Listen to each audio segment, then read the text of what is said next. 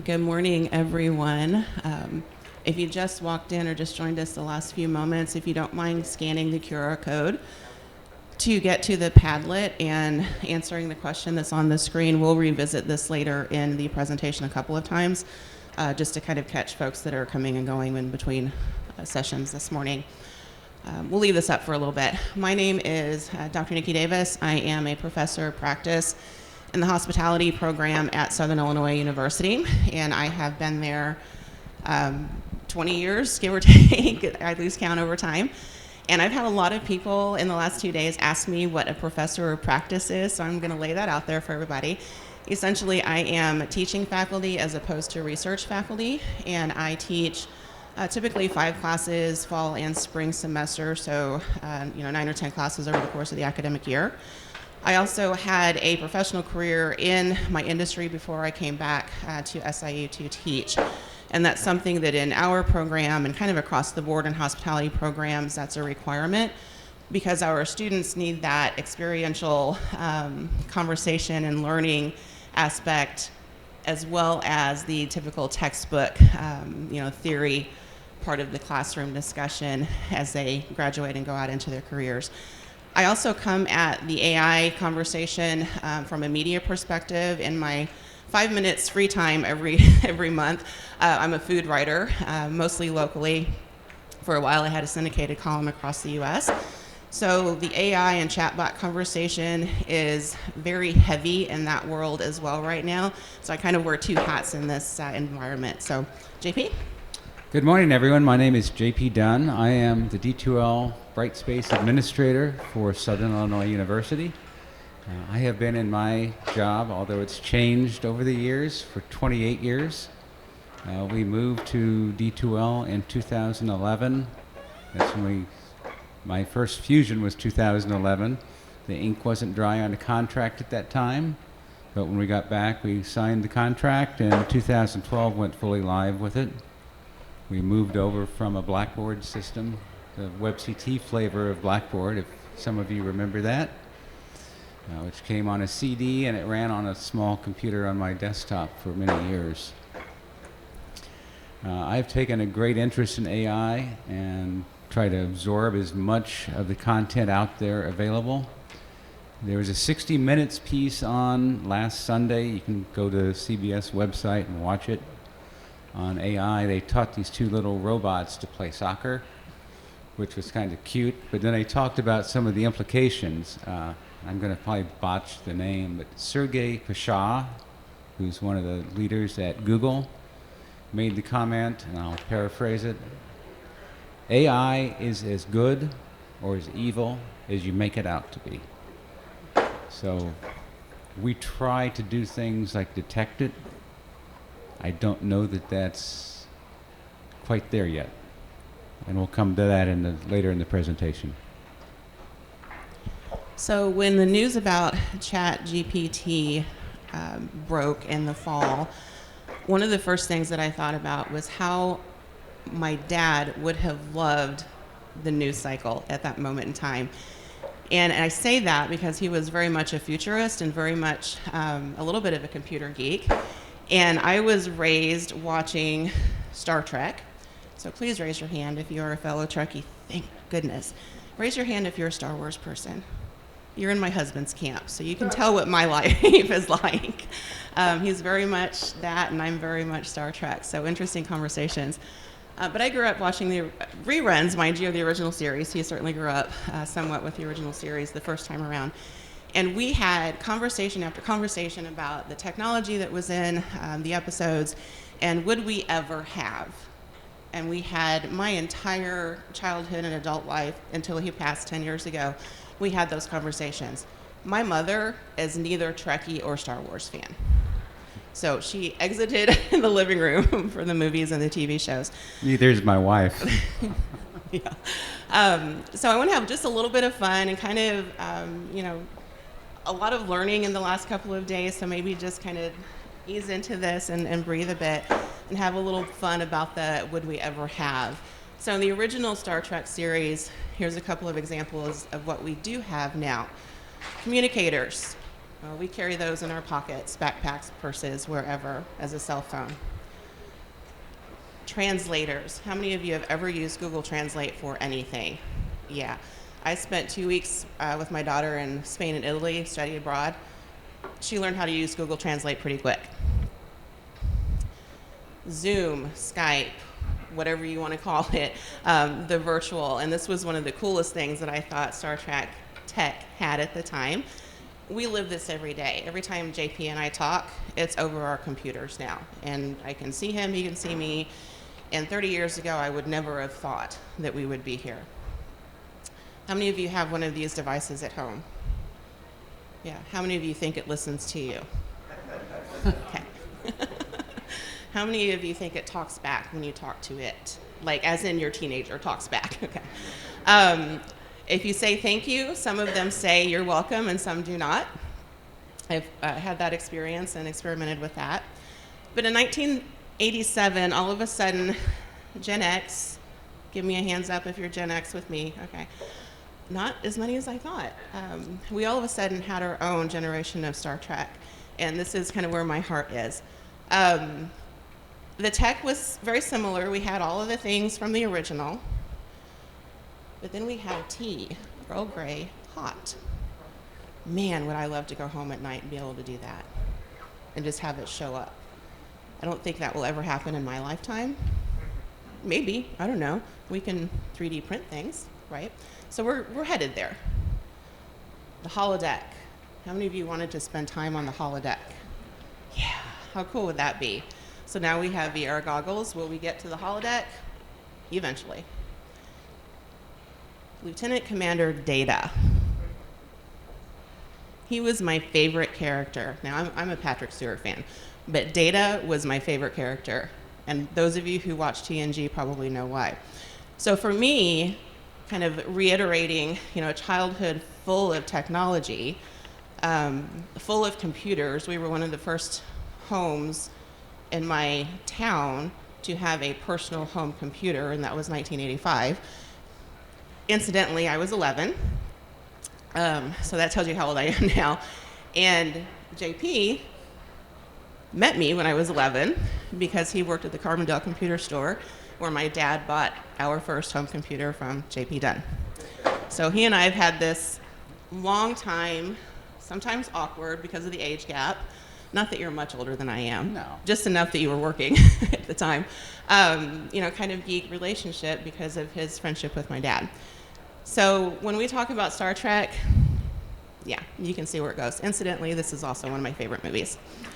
Now, remember, even the Terminator came back as a good guy later. Okay.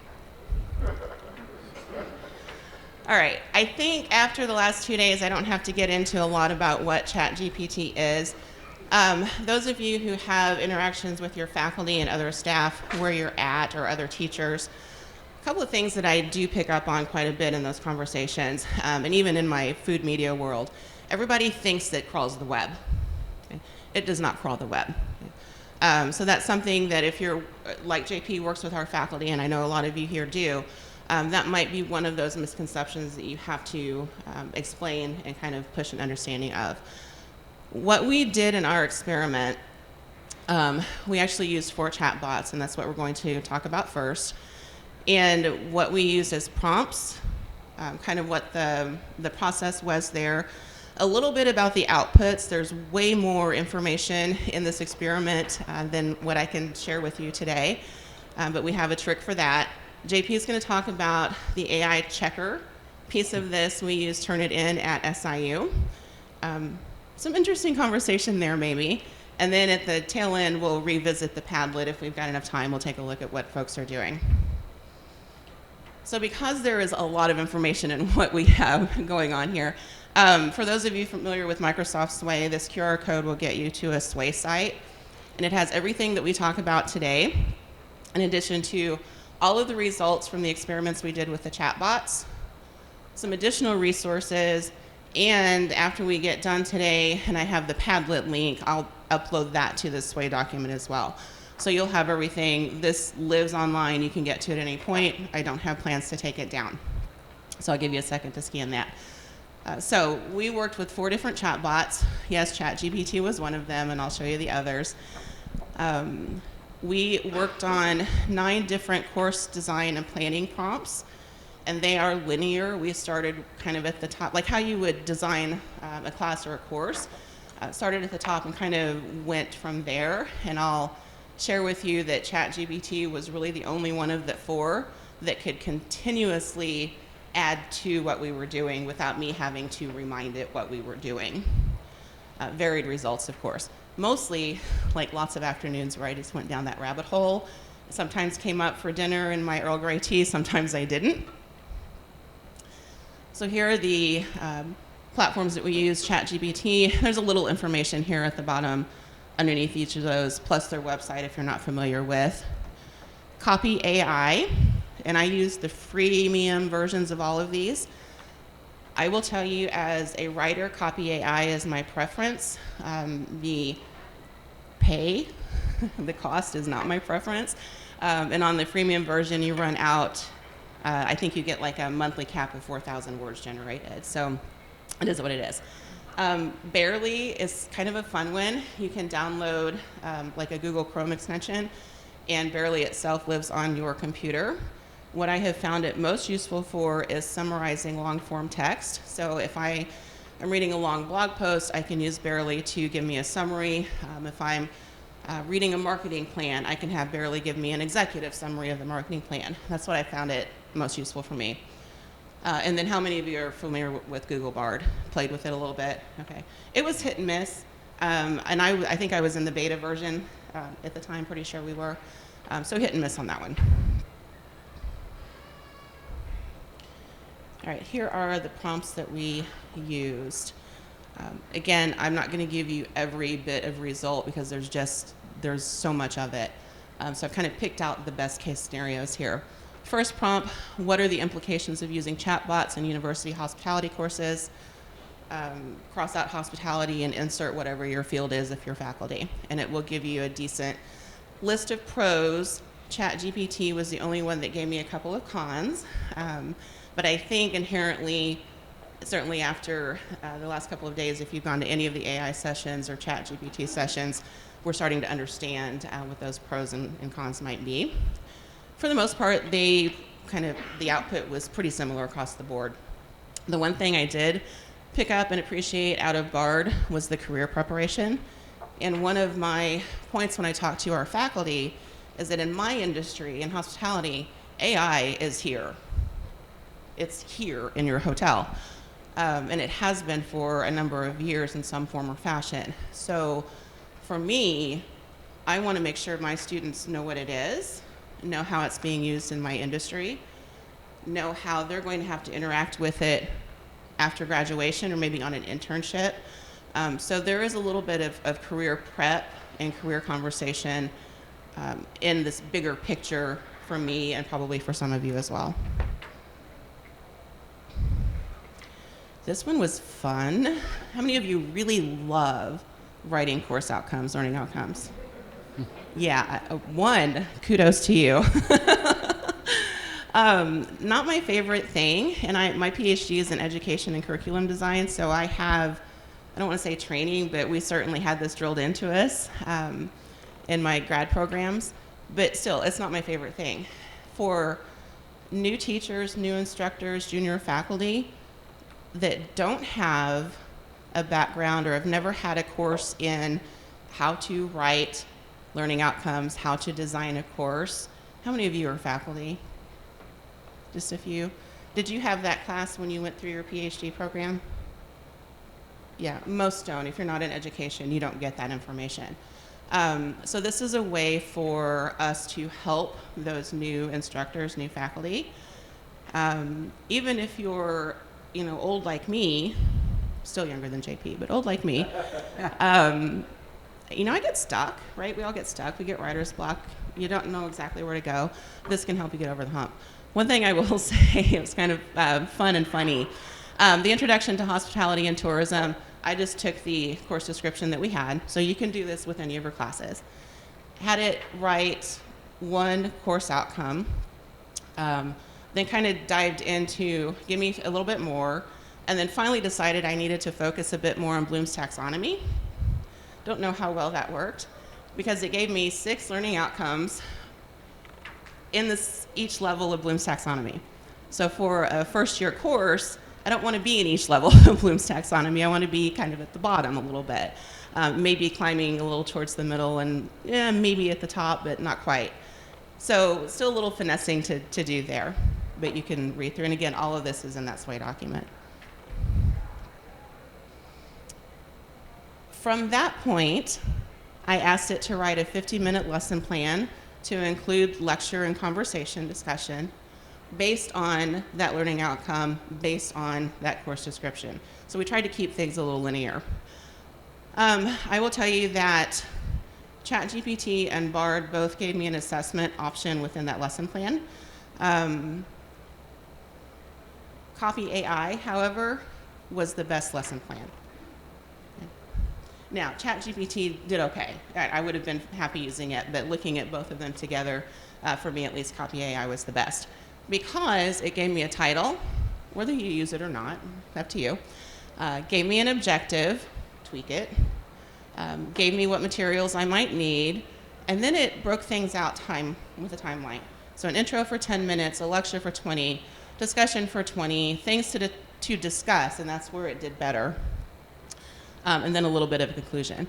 So it was enough that I'm brand new to this and I've never taught a class before. This will help me start to lay out that 15-minute lecture. Also fun. How many of you love the assessment part? Heidi, put your hand down. I know that.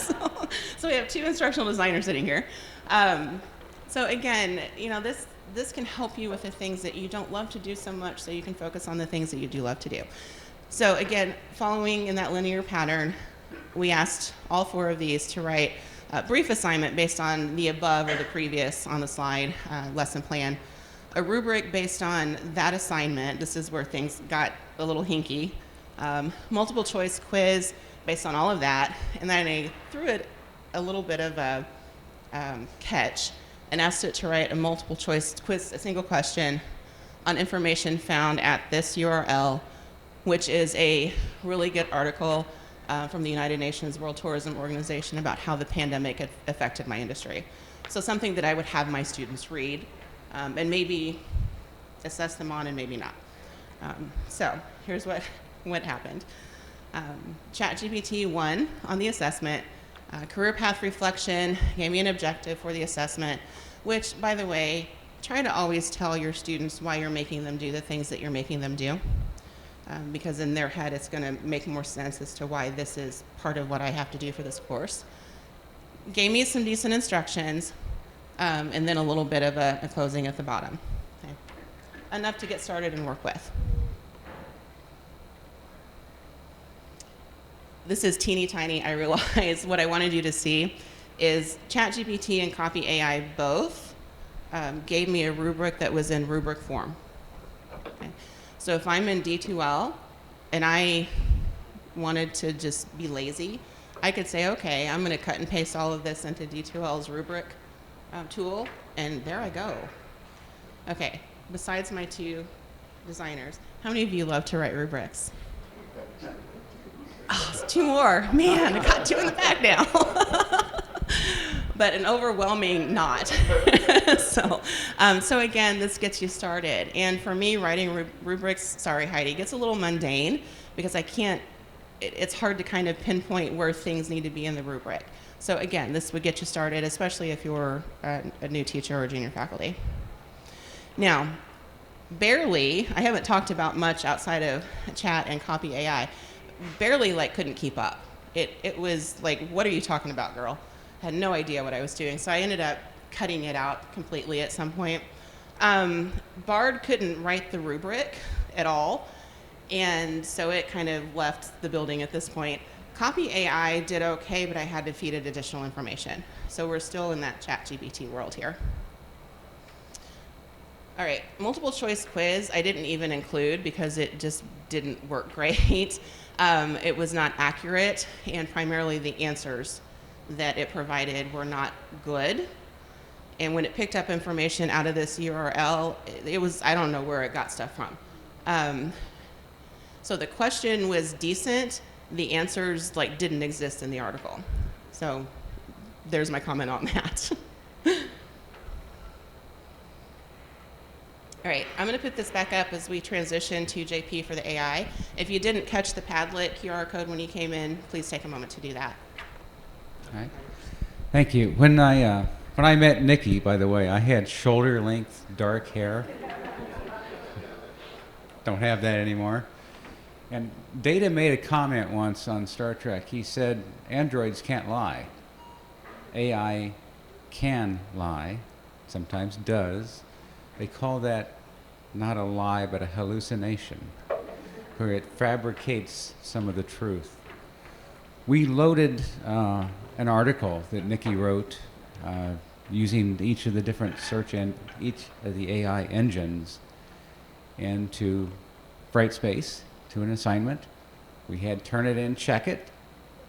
Some of those articles came back as plagiarized. Most of them said it was 100% AI generated, even though a lot of it was not AI generated. There was maybe one paragraph. Yesterday, the Turnitin rep told us that, well, we've updated the system since then. So we re-uploaded the document this morning. We got the same results.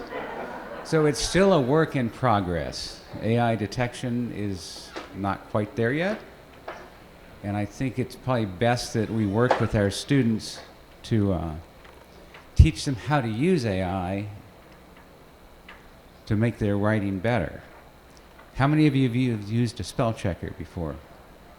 Yeah. How about Grammarly? Both of those are AI.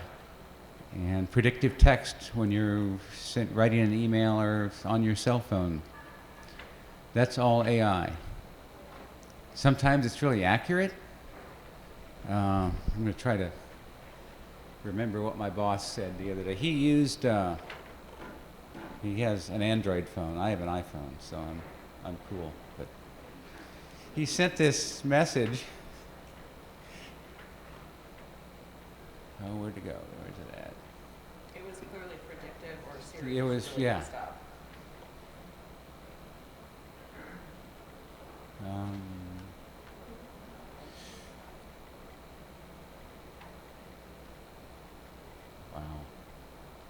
Well, it started out, it said something like, dog toy to the farm. Lobby. Dog toy to the farm in the lobby. And what he wanted to say was, do you want to meet in the lobby before we go to dinner? I'm looking at this message going, is he like having an aneurysm? So AI is not always accurate. There's recently a court case. A guy got his knee bumped by a beverage cart on an airplane, and the attorney used ChatGPT to do all of his legal research. I don't know if he was disbarred or not, but the judge didn't find it amusing that all the cases he listed were fake. None of them were actual court cases. So this is the results that we got on some of these articles. The first one had a 10% plagiarism. And you're more likely to see plagiarism coming from AI. And the actual detection of AI, it's saying 100 on some of them, 0 on the others, even though it was 100% AI generated. Yeah, this, and we come at this kind of from opposite ends because JP's our LMS, D2L admin, IT person. I'm faculty, so I'm dealing with the student, assessments and uploading of the essays and all of those things. And so and we've had Turnitin for a very long time. So when I look at Turnitin, just in the plagiarism checker, if you will, if I get, like this first article was the one that I wrote about the history of hot dogs, and if you're interested, I'll talk to you about that later. But so this was one that was in newspapers and whatnot, and one that I'd done the research on and written myself. Well, it came up with 8% plagiarized, and when I thought, oh my gosh, what'd I do? Well, I went back and it was catching common phrases things like people's names and places, that kind of thing. So when I look at this from the faculty perspective of my students' work, if it's at the 8 or 10%, I might not even go in to turn it in and look to see what it is, because up here I know it's probably this common phrase situation. Once it starts climbing, and I've had them turn in, and I've had 67% plagiarized before. Well, clearly I'm going to go look at that one, right? But the AI bit was interesting because it was an all or nothing. So when we gave turn it in, we had all 4 of the same chatbots write an article on the history of hot dogs, cut, pasted, uploaded to a demo course in Brightspace, and those came back 100% AI. They were. That's what we did. You can see mine came back at 0, but the couple where I kind of manipulated things, I took the ones that the AI wrote, synthesized, so like you might synthesize after doing some research, wrote the article, uploaded that as an assignment, and then took my original article, cut the last paragraph off, cut and pasted a copy AI verbatim paragraph. Both of those came back 0. And this morning, they came back 0. So take that as you want to. It is information for you to use. Right. What I recommend that faculty do is look at a student's writing, previous writing, and compare it to their new writing.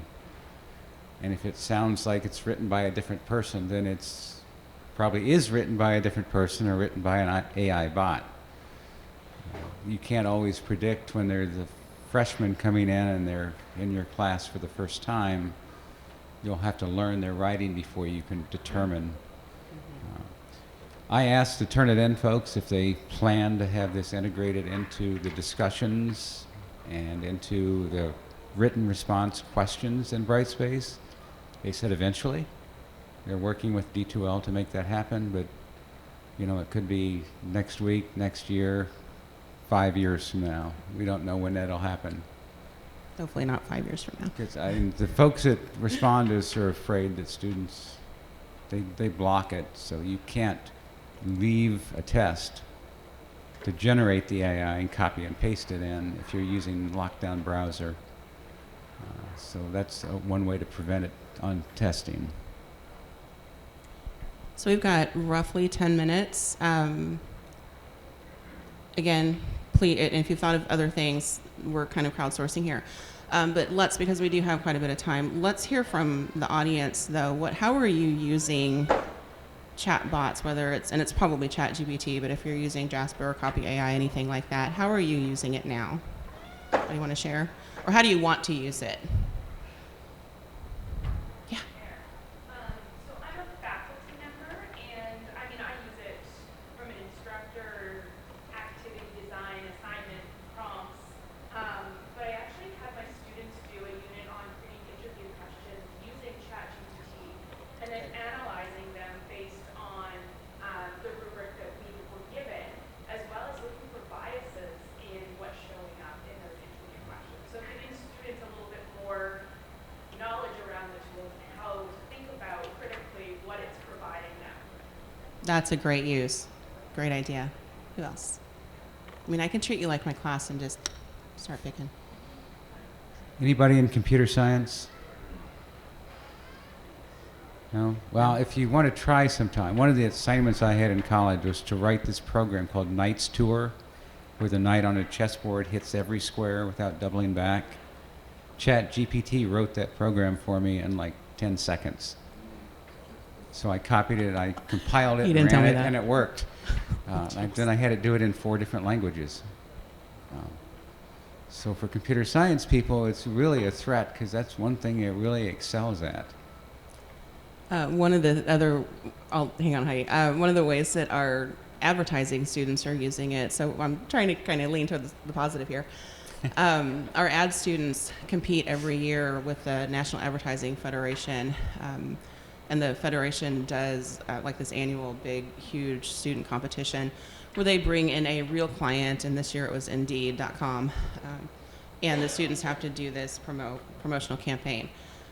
our students use ChatGPT to help kind of get them headed in the right direction. And they wrote this into what they submitted to American Advertising Federation, explained how they used it, and they use it as a tool to kind of get them started.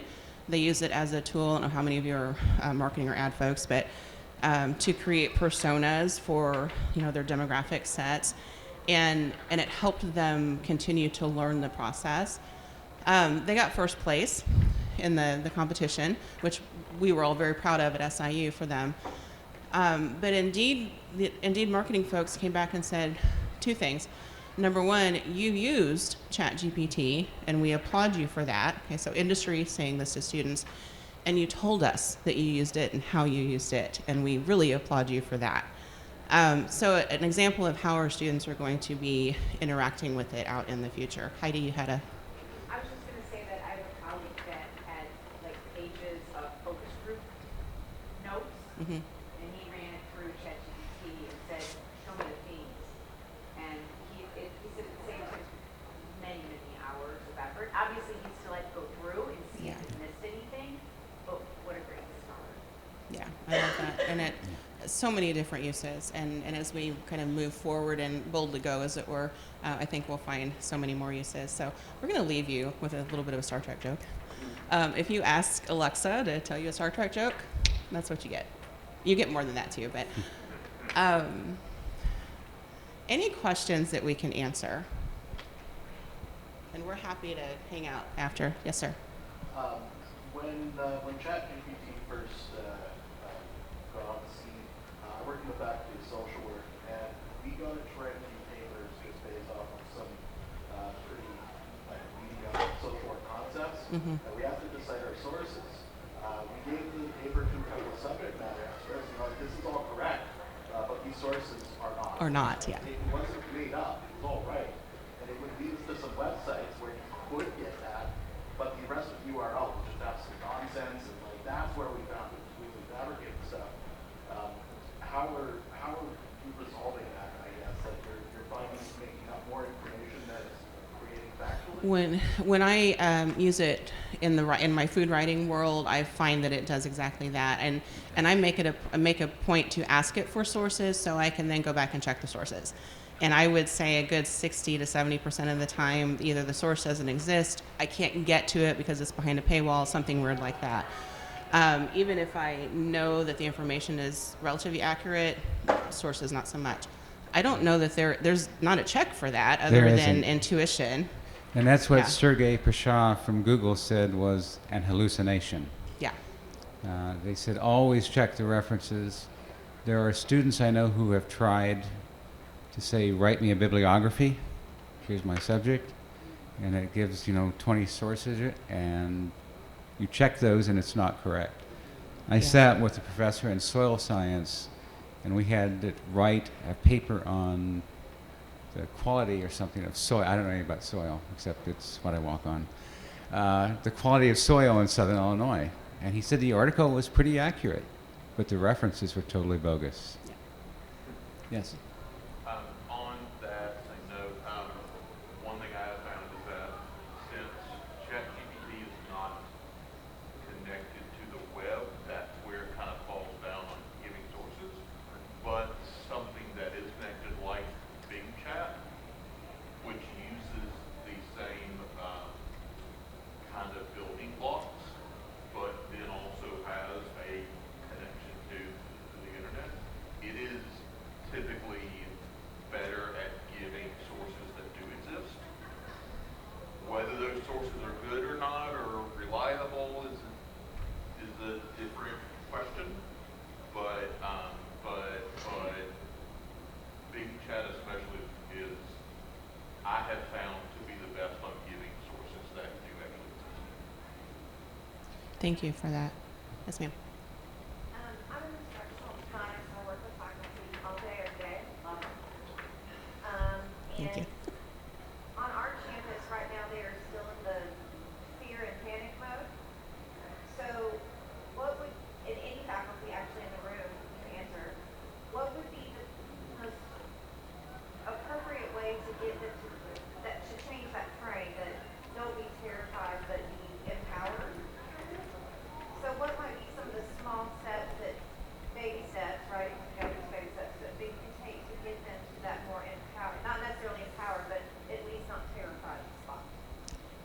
I actually dealt with that early on with one of our faculties, and she was, pardon the phrase, hell-bent on finding the people who were cheating with ChatGPT, like off the bat. And so there has to be a conversation there about what it is, how it functions. But we're in the same situation. We're kind of in this fear factor mode, and there's a handful of us on campus that are diving in a little bit deeper. But do we have any instructional designer folks that work with like faculty as clients? I don't know, Heidi, if you want to. Anybody want to answer that question? We are really encouraging. I work with the Center for Excellence in Teaching, so our Seattle office, and we're just really encouraging faculty to dive in and having forums and workshops where they can do so, and faculty who are using it are sharing with others the best practices that they've found.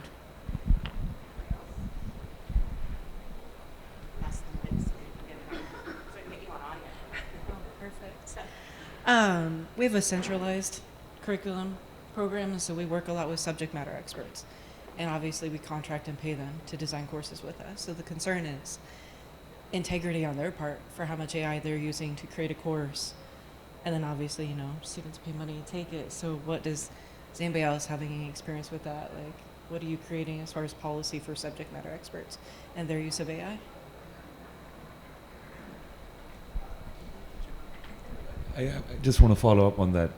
I was going to say the same thing. We are thinking about student ethics on what they're submitting.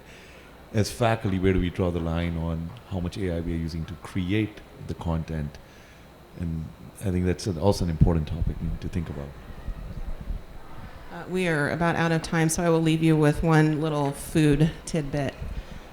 ChatGPT cannot write a recipe, so don't ask it to. There's been a lot of that experiment in my food world, and so I did it. That was one of the first things I did, and of course it gave me a recipe and gave me all the things that you're supposed to do in the recipe and all the ingredients. I asked it to bake a cake or cookies. I don't remember. It's been so long ago. What I remembered thinking to myself is, if I actually did this, knowing what I know about cooking and food, this would not even remotely turn out. And I did not try it, but I did have a colleague ask it to write a recipe for chocolate chip cookies. She baked them. They did not turn out okay. So again, it's not lying necessarily, but it's not us either, right? It's not human, so it doesn't understand the nuances of certain things. So don't ask it to write a recipe, and be very wary of the recipes you find online now.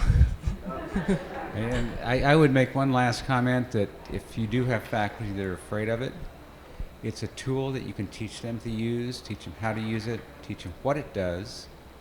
Who remembers, there might be a few people, when calculators first came out, everybody was afraid that students were going to use calculators for everything and cheat on everything. Same with spell check, same with grammar check. Those are tools that now we expect that they're all using, except when we restrict it when you're taking a test, and you see them on the Respondus monitor camera with a calculator. Down here. Yeah. And by the way, Respondus monitor records audio. We had a student who was using Siri to get answers to questions on a test. They knew they were being video recorded, but they didn't realize their audio was being recorded. Where there is a will, there is a way, and I think we need to move into this cautiously, but not with so much fear that it stagnates the growth and the progress. So with that, thank you for hanging out with us and listening to Star Trek jokes and all of that. We appreciate you guys coming in here. Yeah, thank you.